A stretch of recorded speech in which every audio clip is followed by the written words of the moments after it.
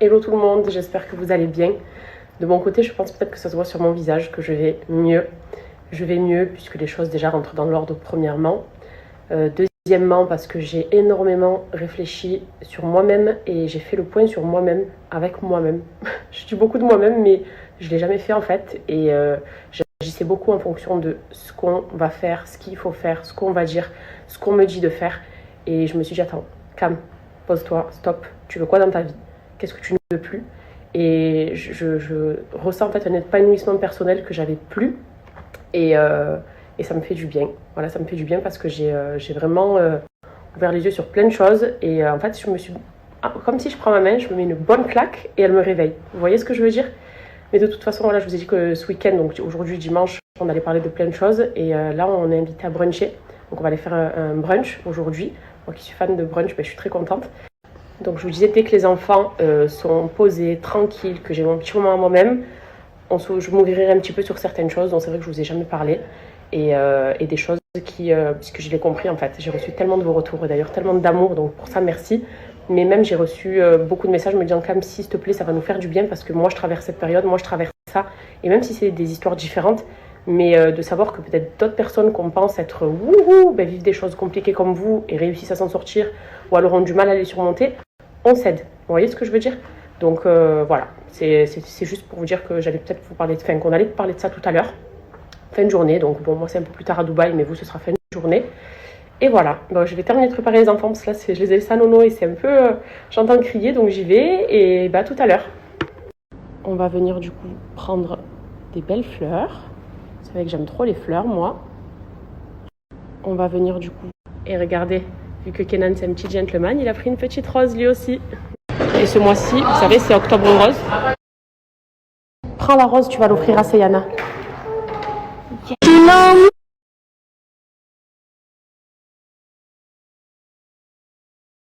Ça fait des années que vous me le demandez, ça fait des années que je vous le promets. Une promesse, même si elle arrive en retard, elle est tenue. Et je vous ai fait le fameux tuto de mon plaquage. Je vais faire sur YouTube, mais sur TikTok c'est tellement plus simple. Donc c'est fait. Vous avez un masque, soit aloe vera, ce que j'ai sous la main en fait.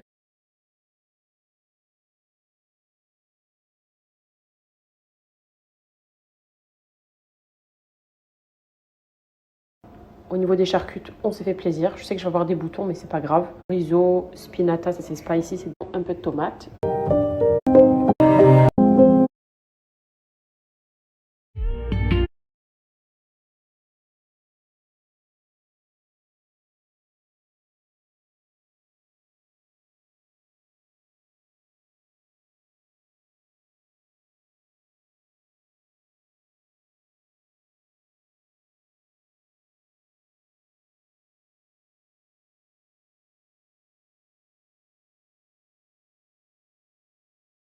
Je suis enfin posée. Du coup, pour parler de ça, je me suis pas mise face cam, c'est volontaire. Je suis plus à l'aise comme ça. Et écoutez, je suis passée, je ne vais pas passer par 40 000 chemins, mais je suis passée par une phase d'énorme déprime durant plusieurs mois. Et quand je posais des mots là-dessus et que j'essayais de comprendre le mal-être que j'avais, je me suis tout simplement rendu compte qu'il s'agissait bel et bien d'une dépression. Et c'est vrai que c'est quelque chose dont on ne parle pas forcément parce que d'en parler, on a l'impression de plomber tout le monde avec soi. De le garder aussi, on se consume en fait de l'intérieur. Et c'est quelque chose de très très très difficile à vivre. Il y a des choses qui devraient rester normalement de l'ordre du privé, comme ce qui vient de se passer là. J'ai eu énormément de personnes qui se demandaient pourquoi je disais pas tout, pourquoi je rentrais pas dans tous les détails. C'est tout simplement parce que c'est des choses qui ne se racontent pas. Voilà, c'est des choses qui restent quand même privées. Et on a le droit de péter des câbles de façon publique sans forcément trop en dire aussi et trop étaler certaines choses qui peuvent surtout causer du tort à un grand nombre de personnes, quoi. Mais là, en l'occurrence, ici, vu que c'est des choses qui me concernent, ça ne concerne que moi d'ailleurs, sur des choix que j'ai pu faire, que j'ai pu avoir, que je regrette énormément et qui m'ont plombé.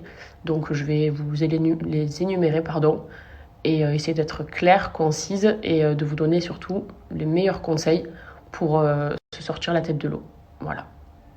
ça a commencé? Alors écoutez, ça a commencé aux environs de novembre-décembre de l'année dernière, novembre 2022. Et la première chose que j'ai énormément regrettée et qui, je pense, a commencé à me plonger dans cette phase difficile, ça a été mon retour en télé. Ça a été l'un de mes plus grands regrets 2022. Vraiment, 2022, j'ai connu la deuxième meilleure chose de ma vie, la naissance de ma fille. Et la pire chose aussi de cette année, ça a été de refaire un retour en télé. Je l'ai regretté puisqu'on m'a tellement vendu un truc magnifique. Et ça a été au final une cata. Pas pour tout le monde, effectivement. Je sais qu'il y en a beaucoup qui me disent on t'a aimé à la télé. Mais beaucoup ont détesté justement l'image qu'on a renvoyée avec Noré. Et une image forcément, même s'il y a des personnes qui préfèrent que ça arrangeait bien les gens qui nous aiment pas à la base, mais une image qui est souvent faussée et souvent détournée forcément. Et c'est pour ça que j'avais arrêté ça parce que je savais comment ça fonctionnait et que je voulais rester sur de belles notes comme Secret, qui reste la meilleure expérience de ma vie de télé entre guillemets. Puis on s'est dit, vas-y. En fait, de vous à moi, c'est vrai que je sortais de 2 accouchements, de 2 grossesses très rapprochées, d'une routine de bébé, maman, et on s'est dit, écoute, pourquoi pas, on nous propose une nouvelle émission, ça peut un peu nous casser de cette petite routine qu'on est en train de mener, ça peut être pas mal, allez, acceptons la proposition.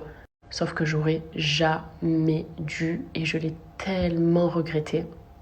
Les haters de télé, c'est des haters qui sont très différents de mes haters de tous les jours, dans le sens où c'est vraiment des très très très jeunes ados, ou alors de très très très vieilles personnes. Donc c'était des personnes de 12, 13, 14 ans qui se sentaient pousser des ailes forcément en nous harcelant du matin au soir, ou alors des vieilles de 65, 70 ans qui, on voit le profil, qui regardent la télé tous les jours, qui sont très très fans de certains programmes et à qui on a du coup pas mal dérangé puisque forcément on allait à l'encontre de beaucoup de choses. Enfin bref, on se comportait comme on avait envie de se comporter. On jouait parce qu'on fait des jeux, on sait que c'est absolument pas la vraie vie et qu'il faut jouer et être plein de petites stratégies entre guillemets. Ça, on nous l'a beaucoup reproché. Puis après aussi, Nono avait réglé certains comptes puisqu'on raconte pas tout forcément et ça nous cause du tort aussi de pas trop raconter parce qu'on comprend pas parfois notre comportement. Mais c'est aussi des choses que on n'a pas forcément envie d'étaler pour, encore une fois, causer du tort, sauf que parfois on aurait dû se protéger et dire plutôt les choses pour qu'on nous comprenne, mais bon, c'est pas grave. Mais en tout cas, ça m'a tellement causé de tort parce que c'était une période, encore une fois, où j'avais des enfants bébés, donc j'étais encore dans une phase de jeune maman, et de recevoir autant de haine, en fait, ça a été très compliqué. Et surtout, la chose qui fait que ce soit mon plus grand regret, c'est d'avoir laissé mes enfants pour justement ces tournages télé. Et on me l'a reproché, et de vous à moi, c'est une sorte de mea culpa que je fais aussi, mais que je me fais à moi-même, c'est que je l'ai énormément regretté, parce que c'est pas le regret de mes enfants avec leur grand-mère, et ça franchement, c'est même tout bébé, je les laisserai encore à leur grand-mère, puisque c'est la base, et c'est un lien familial, et ils profitent ensemble, mais ce que je veux dire, c'est que j'aurais préféré partir en vacances, et les laisser avec leur grand-mère, au final, que de me relancer dans ça. On pleure pas du tout même, mais voilà, très sincèrement, j'ai eu énormément de regrets et c'est ce qui a déjà fait à me faire broyer du noir, puisqu'on était ici sur Dubaï, donc déjà loin de nos bases et de nos proches, et recevoir toute cette haine en fait, qu'on nous ait collé de fausses images, même s'il y en a qui s'en persuadent encore jusqu'à aujourd'hui, j'en ai rien à faire, mais je sais très bien comment on est avec Noré, et ça a été vraiment quelque chose de cata pour nous, et je l'ai super mal vécu, et en fait c'est ce qui a commencé en fait à me chambouler, à me mettre dans cette déprime. C'est ce qui a, on va dire, ouvert le bal. Voilà. Donc voilà comment on a commencé à creuser ce trou, et ce trou dans lequel j'étais. Ensuite, donc j'étais toujours très très mal, toujours pas bien, et puis l'isolement aussi, le fait d'être loin de ma famille, tout ça, ça arrangeait pas les choses. Alors on a eu une petite lueur dans cette galère, c'est qu'on a acheté un bien ici à Dubaï, une sublime maison, une maison magnifique en construction qui est censée se terminer, les travaux se terminent en 2025. Donc c'était vraiment un très très gros projet parce que c'est une maison qui vaut quand même pas mal d'argent et on s'est dit que c'était le projet de notre famille, projet de nos enfants, projet dans lequel forcément on a beaucoup investi et tant financièrement qu'avec le cœur parce que j'avais des étoiles dans les yeux de me dire waouh, j'aurais jamais cru avoir un jour une maison comme ça. Donc on était tout gai. On s'est dit, tu vois, l'année au final, elle se finit quand même plutôt bien, malgré la phase qu'on traverse, malgré qu'on soit pas bien, malgré qu'on se sente seul, malgré qu'on voit le comportement de plein de personnes changer un petit peu vis-à-vis de nous. Mais c'est pas grave, on a cette belle opportunité. Et en fait, les choses, elles ne sont pas passées comme prévu. Voilà. On arrive à la deuxième cause de ma déprime, de ma dépression. C'est que ce projet-là nous passe sous le nez. Il nous passe sous le nez pour des raisons qui sont indépendantes de notre volonté, malheureusement.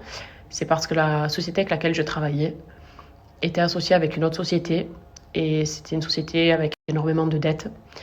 Une société qui a causé beaucoup de tort à un grand nombre de personnes. Et j'ai été un dommage collatéral de tout ça. C'est qu'il y a eu beaucoup trop de retard de paiement, beaucoup trop de retard perpétuel qui ont fait que on n'a pas pu mener ce projet à bien. Et c'était clairement le projet d'une vie. Hein. Et on était tellement contents. Et à cause de ces problèmes-là, qui encore une fois sont indépendants de ma volonté, ça nous est passé sous le nez. Et du coup, tout ce qu'on a investi, voilà. Il faut savoir que Dubaï, c'est très compliqué. Dubaï, c'est très différent de la France pour plusieurs raisons. Et surtout, ici, ça ne blague pas. C'est-à-dire que si tu ne suis pas ce sur quoi tu t'es engagé, tu peux avoir de très, très gros problèmes. Et je fais encore référence à ce qui s'est passé il y a quelques jours pour que vous puissiez comprendre dans les grandes lignes. Voilà, comme ça, vous savez. Et au final, j'ai pété un câble et je me suis dit que ce n'était pas possible. Pas possible que nous, on fait en sorte d'eux et que quand ça ne suit pas derrière, des projets comme ça s'écroulent en fait. Ça m'a plombé, ça nous a plombé avec Noré, parce que c'était un projet pour nos enfants surtout, et ça a été dur, ça a été dur. Beaucoup qui pensent qu'il s'agit d'une seule et même personne, mais croyez-moi, c'est pas qu'une seule et même personne, c'est des boîtes en fait qui ont mal fonctionné, qui ont fait des problèmes à beaucoup d'autres personnes aussi, encore une fois j'insiste. Mais moi, ça m'a plombée parce que je me suis dit que c'était pas normal que de travailler tout le temps et au final de ne rien recevoir et au détriment carrément de nos projets et de cet achat sur lequel on a investi, puisqu'ici c'est des paiements plans. Pour vous la faire courte, en gros, c'est comme des sortes de facilités de paiement sur 3 ans. Voilà, on a commencé à payer il y a 1 an et la maison devait être à nous en 2025. Sauf que elle ne sera pas à nous puisque c'est tombé à l'eau. Voilà, donc ça a été aussi une profonde tristesse et déception parce que tu te lances sur un projet dans lequel tu mets beaucoup d'argent et au final ça tombe à l'eau parce que voilà, ça suit pas derrière, ça a été très très dur. Je vous raconte des choses là très personnelles mais comme ça peut-être que vous comprendrez aussi certaines fois, je sais pas, mais j'ai envie d'en parler tout simplement. Voilà. Ensuite, il y a eu février. Alors pour celles qui me suivent avec beaucoup d'attention, souvenez-vous quand j'étais en Tanzanie faire mon safari avec Noré, on s'était dit que on voulait partir en amoureux et qu'on en avait besoin parce que ça n'allait pas. Et il y en a beaucoup d'entre vous qui m'ont dit « Cam, s'il te plaît, tu devais nous dire pourquoi ça n'allait pas avec Noré, tu nous en as jamais parlé, etc. » Je vous ai jamais parlé de mes histoires de couple. Je compte pas prendre l'habitude d'ailleurs de le faire parce qu'on m'a toujours reproché de vouloir paraître trop couple parfait, couple goal, sans jamais montrer mes problèmes. Mais je serai toujours comme ça, je les montrerai jamais parce que c'est très privé, c'est comme ça qu'on se préserve. Et je pense que j'ai évité beaucoup de problèmes en me préservant sur ça. Mais comme tous les couples quand même, sachez qu'on a des problèmes forcément de couple, on se dispute, il y a des hauts, il y a des bas comme chez tout le monde, même si notre amour il est quand même plus fort que tout et qu'on a surmonté, disons, les disputes de début de couple il y a déjà des années, ça fait 15 ans qu'on est ensemble, mais en fait toute cette pression, tout ce stress, et moi je broyais réellement du noir, j'étais réellement pas bien, donc ça se sentait sur notre couple. On se disputait beaucoup pour rien, il y avait les enfants tout petits aussi, c'est le rythme à gérer à la maison. Moi, j'ai commencé à avoir le goût à plus rien. J'ai commencé à vraiment être très, très, très mal. Et ça se ressentait sur notre couple. Et Nono, on a décidé de partir justement pour s'évader. Ma mère, elle est venue à Dubaï, elle avait gardé les enfants, rappelez-vous. Et on était partis en Tanzanie faire ce safari pour se ressourcer. Parce que notre couple aussi, ça commençait à avoir trop de disputes. Donc, je ne veux pas dire que mon couple battait de l'aile parce que je ne quitterai jamais Noré, il ne me quittera jamais. On fait partie de ces vieux couples unis pour le meilleur et pour le pire. Mais la dépression se sentait dans mon couple et c'était encore plus dur, c'était très très compliqué à gérer, très très très compliqué réellement. Pour vous récapituler, dégoûtée d'avoir repris de la télé, en plus c'était une diffusion sur 6 mois, ce qui veut dire que je savais que jusqu'au mois de mars on allait passer tous les jours, donc toujours pareil, je me disais quand est-ce que le regret de ma vie en fait d'être revenue là-dedans. Ensuite, la maison qui nous passe sous le nez, très très très gros coup dur. En plus de se dire qu'il faut récupérer notre argent, ici c'est très compliqué. Dégoûté. Et des disputes tout le temps avec Nono à cette période-là parce que le pauvre, j'étais difficile à gérer aussi. C'est vrai que de se réveiller le matin avec une femme qui pleure tout le temps, qui a plus trop d'appétit, qui a plus trop envie de faire grand-chose, je me lamentais sur mon sort, j'étais vraiment pas bien et très très très à fleur de peau. Donc forcément, je sais que pour Noré, ça n'a pas été facile aussi. Puis après, lui aussi, il a son caractère. Même quand il me disait juste, c'est bon, ça va, tu te prends la tête pour rien. J'avais tendance à vriller parce que pour moi, c'était pas rien. Je ressentais un réel mal-être à cause de beaucoup de pression, beaucoup d'harcèlement, beaucoup de déception. Et en fait, on craquait, vous voyez, comme quand tu es avec ton mari, que tu te disputes pour une facture, je sais pas, un truc qui va pas, le plat il est trop salé. Nous, c'était la même chose pour pas grand-chose, même si au final, le fond, enfin la forme, c'était pas grand-chose, mais le fond, il était très lourd et il pesait beaucoup trop de poids sur mes épaules. Mais du coup, c'est ce qui a fait aussi que voilà, ça allait pas forcément bien à la maison et c'était compliqué à gérer. Et du coup, grosse dépression sur ça. Et je me disais, je vais vraiment mal et mon mental va mal. Et je voulais jamais montrer. Je voyais quand je faisais mes stories, c'était à coup de ça. Et puis, coucou, j'espère que tout le monde va bien. Alors que moi, j'allais pas bien du tout. Et je ne vais pas dire que je faisais semblant d'aller bien, mais je me protégeais peut-être. Ou je mettais une carapace, je sais pas comment on peut appeler ça. Alors que ça allait pas. Réellement, ça allait pas du tout. Ensuite, s'ajoute à ça forcément, donc c'est encore une cause qui est liée à la deuxième cause, la maison. Ces fameux problèmes dont je vous parlais de retard, qui ont duré des mois et des mois et des mois, et qui du coup, heureusement que je suis quelqu'un qui fait attention à son portefeuille, que je suis quelqu'un qui épargne, que je ne vis pas au-dessus de mes moyens, que je flambe pas mes sous dans tout et n'importe quoi, que je pense énormément à mes enfants. Mais quand voilà, les boîtes avec lesquelles tu travailles te rémunèrent plus, c'est très dur. Si dites-vous que vous vous levez le matin, vous allez bosser et qu'à la fin du mois, c'est que des cacahuètes. Donc un petit peu, encore un petit peu, encore un petit peu, encore beaucoup, encore énormément. Puis un jour, tu pètes un plomb. Et c'était dur parce que c'était indépendant de la volonté de certaines personnes. Mais le problème, c'est que les faits étaient là et que ça t'empêche d'avancer sur plein de trucs. Et que c'est détestable de devoir demander son dû. Donc c'était en fait des accumulations beaucoup trop lourdes, pesantes et avec de graves conséquences qui s'accumulaient pour moi. Donc de novembre à, disons, avril, c'était cauchemardesque. C'était une période horrible. Puis après, Gigi, elle a eu ses 1 an au mois d'avril. Donc on était en train de déjà, notre couple, ça allait mieux puisqu'on se parlait énormément avec Noré. On se disait qu'il fallait pas que ces problèmes-là nous atteignent, que sur cette terre, il y a tout qui est éphémère et qu'on avait des enfants en bonne santé, que lui et moi, on s'aimait plus que tout au monde et qu'il fallait vraiment pas que ça prenne le dessus. Même si c'est vrai que c'est facile à dire, mais après, quand tu vas mal, surtout moi en tout cas, parce que Noré, c'est le pilier de cette famille et lui, il a des épaules de dingue et il a réussi à tout surmonter.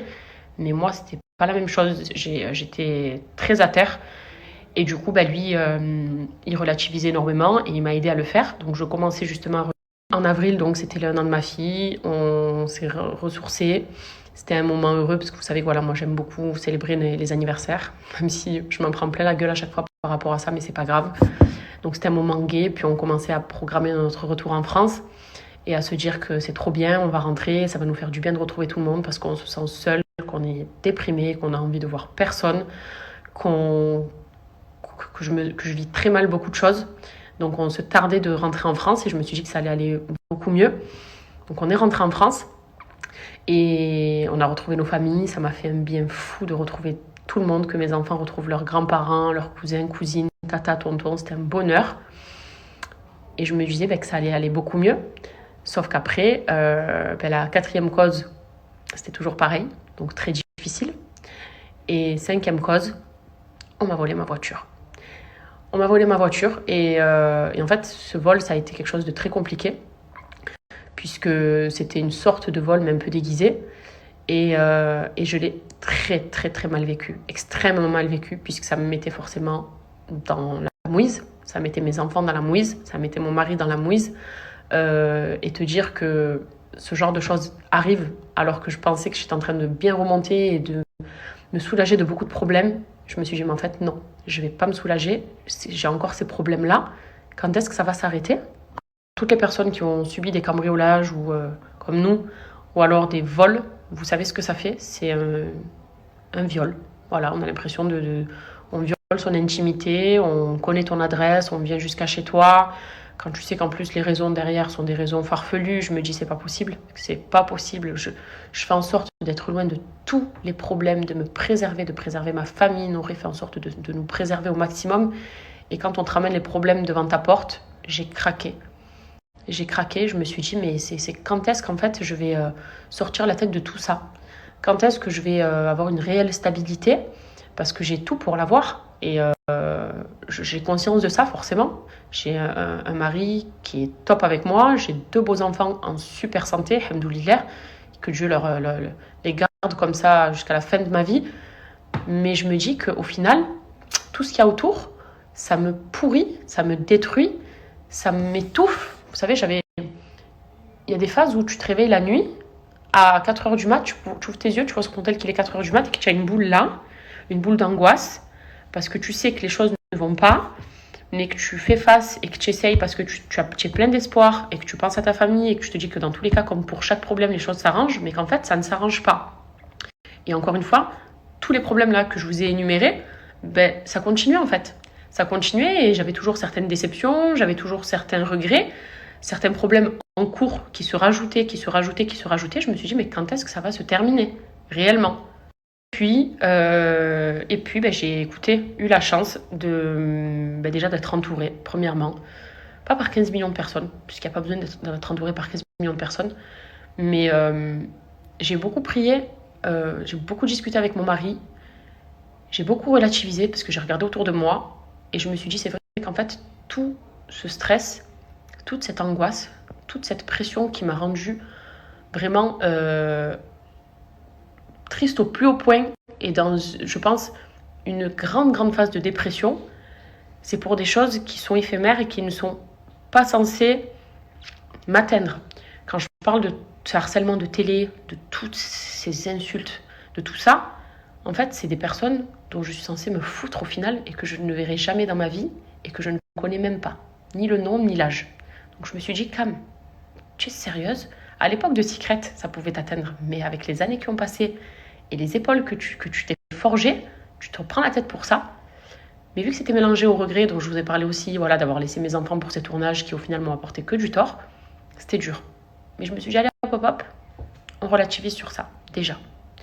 Ensuite, je me suis dit, la maison, c'est que c'était pas notre mektoub, c'était pas notre destin. Vous voyez, je me suis dit, c'est peut-être le bon Dieu qui s'est dit, écoute, je vous réserve mieux que ça, c'est pas celle-là, même si c'était la maison de vos rêves. Croyez-moi, je vous enlève un mal pour un bien. Donc j'ai relativisé comme ça aussi. Ensuite, tout ce qui est lié à l'aspect financier, je me suis dit, patience Cam. Pour tout ce qui est de l'aspect financier, sois patiente. Tu manges, tu as un toit où dormir, tes enfants mangent. Il y a des personnes qui ne mangent pas leur faim, il y a des personnes qui dorment dehors, il y a des personnes qui souffrent beaucoup plus que moi. Relativise et sois patiente surtout, même si je l'ai un peu trop été et que je ne le suis plus. Mais durant cette phase-là, je me suis dit, sois patiente. Et puis dans tous les cas, voilà, il y a la loi qui existe et on me rendra forcément ce que je dois avoir. Donc je me suis dit patiente sur ça aussi. Le vol de voiture, je me suis dit que ça aurait pu être pire. Je me suis dit qu'on aurait pu rentrer chez moi, on aurait pu subir des braquages, mes enfants auraient pu subir d'autres choses, Noré aurait pu... Il y a tellement, vous savez, quand des agressions, maintenant les agressions elles sont graves. Vous voyez de quoi je vous parle? Donc je me suis dit en vrai, on a peut-être évité le pire. Et cette voiture, peut-être qu'aussi elle ne nous était pas destinée, peut-être qu'on aurait fait un accident avec, peut-être qu'il y aurait eu un problème avec cette voiture. Mais tant mieux, c'est encore une fois le bon Dieu qui nous l'a enlevé. Donc chasse ça de ta tête et sois heureuse. Tu as tout pour être heureuse, donc arrête de te morfondre sur des choses qui sont éphémères. Et c'est tellement dur en fait de se le faire rentrer dans la tête, je vous promets. Là j'en parle parce que je suis sortie de tout ça et que donc je peux en parler de façon avec beaucoup de recul, mais dans une réelle dépression, tu vois pas le truc comme ça.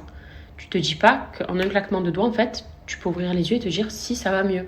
Non, pour moi je broyais du noir. Pour moi, il n'y avait rien qui allait. Je ne savais pas comment j'allais m'en sortir. Je ne savais pas si j'allais avoir à nouveau de la chance. Je ne savais pas si j'allais pouvoir moi-même me pardonner des erreurs que j'ai pu faire et effacer ce chagrin et ces regrets que j'avais, parce que les regrets, comme on dit, il n'y a rien de pire dans la vie, et j'avais de profonds regrets, vous voyez. Et quand tu déprimes vraiment et que je me sentais incomprise, alors que beaucoup me comprennent, je me sentais seule, alors que je ne suis pas seule, que je suis entourée, je me sentais vraiment triste. En fait, je ne pleurais pas, rassurez-vous, mais je vous jure que l'émotion, elle remonte parce que, en fait, il faut s'aimer soi-même. Et je me détestais pas du tout, hein, mais j'avais besoin d'être un chiffon, d'être le chiffon de moi-même. Alors que j'aurais dû prendre soin de moi et j'aurais dû ne pas laisser les choses durer autant de temps, parce que ça a duré des mois en fait. Ça n'a pas duré 1 mois ou 2 mois, ça a duré vachement longtemps. Et j'avais peut-être pas le courage déjà de faire ces stories-là, jamais de la vie, mais j'avais pas le courage aussi de me poser, de dire je suis en dépression, il faut m'aider. Je l'ai fait tard. En fait, j'ai dit à Nouré, écoute, il faut que je te parle. Non, je suis en dépression. Il m'a dit, mais non, mais c'est rien, c'est des coups durs, ça arrive. J'ai dit, Nouré, non, je suis en dépression. J'ai regardé sur Internet et tout ce que je ressens, que je suis en train de vivre, les mal-être que j'ai mal à mon corps, j'ai mal à mon esprit, j'ai mal à mon cœur, j'ai des courbatures de partout, c'est une dépression. Et ça m'a choquée parce que je pensais que la dépression, ça arrivait vachement tard, ou ça arrivait vraiment quand on était malade, ou que ça arrivait quand on était peut-être maltraité, ou que ça arrivait quand on avait perdu la perte d'un enfant ou autre. Mais en fait, non. Ça arrive et ça frappe à n'importe quelle porte et chez n'importe qui. Et même quand tu es censé aller bien, ça te tombe dessus. Là, du coup, c'est l'émotion qui m'a gagnée, mais rassurez-vous, j'en suis ressortie extrêmement forte. Extrêmement forte. Et c'est d'ailleurs pour ça, pour encore une fois que vous me compreniez peut-être un petit peu mieux, parce qu'il y en a beaucoup qui n'arrivent pas à comprendre, j'ai pété un câble il y a 3 jours parce que je me suis dit c'est hors de question que je replonge là-dedans. J'en ai trop souffert, j'en ai trop pleuré, j'en ai trop bavé. C'est trop dur d'être en dépression et de s'en sortir alors qu'on est mal. Je m'en suis sortie parce que j'ai la chance d'être entourée et parce que je suis croyante et parce que surtout j'ai voulu relativiser et je me suis dit stop, tu peux pas, on n'a pas le droit de se plaindre. Et même si je me plaignais pas ouvertement, mais je me plaignais à moi-même, je m'en voulais à